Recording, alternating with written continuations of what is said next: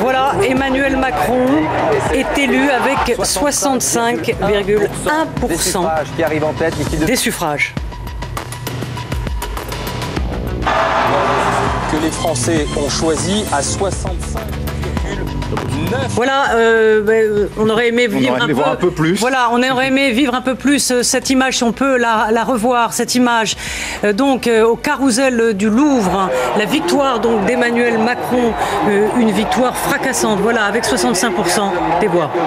Leur candidat s'est fait lancer dans cette campagne sans appareil, sans structure politique et sans militants. C'est une nouvelle ère politique qui s'ouvre. Une nouvelle ère politique, hein, nous dit-on, au carrousel du Louvre. Eh bien, on va tout de suite aller voir un peu quelle est l'ambiance. On la voit sur les images. On va la sentir peut-être un peu mieux avec vous, Karina Chabour. Ils sont heureux. Il n'y avait pas beaucoup de suspense, il faut le dire. Hein. On faisait déjà la fête depuis un moment au carrousel.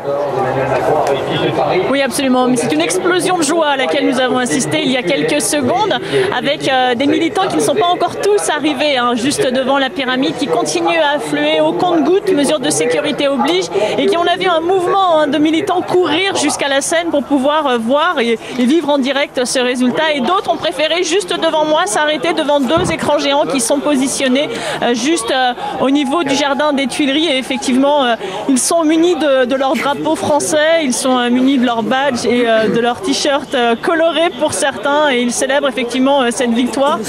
Et on dit ici que, en tout cas dans l'entourage d'Emmanuel Macron, que celui-ci viendra s'exprimer sur cette scène derrière moi sur les coups de 21h30 pour un discours que l'on annonce très solennel.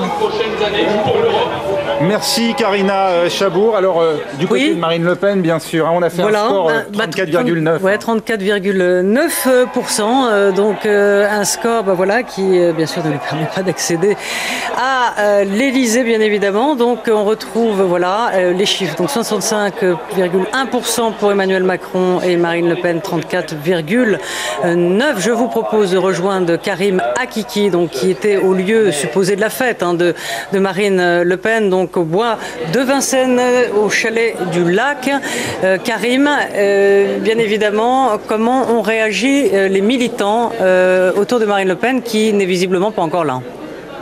Non, elle n'est pas encore là, mais elle devrait arriver très vite. Ils ont été sonnés debout. On s'attendait à ces résultats-là depuis une demi-heure. On voit bien ici que c'est la soupe à la grimace. Personne n'a touché au buffet. Les quelques militants ont été triés sur le volet pour venir ici écouter le discours de Marine Le Pen qu'elle est en train d'écrire. La seule réaction qu'il y a eu, c'est Marine, la voix du peuple. Et vous pouvez peut-être l'entendre derrière moi. Ils se sont mis à chanter la Marseillaise pour se donner du courage. Ils ne sont pas nombreux. Ils attendent Marine Le Pen. Ces mots, j'ai parlé avec une personne qui m'a dit, je me demande bien ce qu'elle va pouvoir nous dire après ce deuxième tour. Pour le moment, les militants sont figés.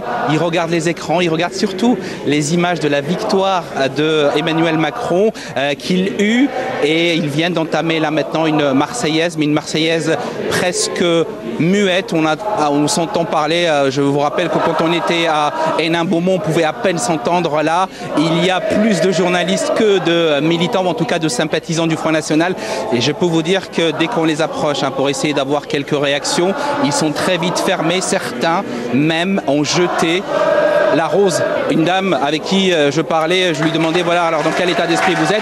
Elle m'a regardé, elle a jeté la rose et puis elle a fait demi-tour et puis elle est partie. Voilà l'état d'esprit pour le moment ici au QG de Marine Le Pen à Vincennes.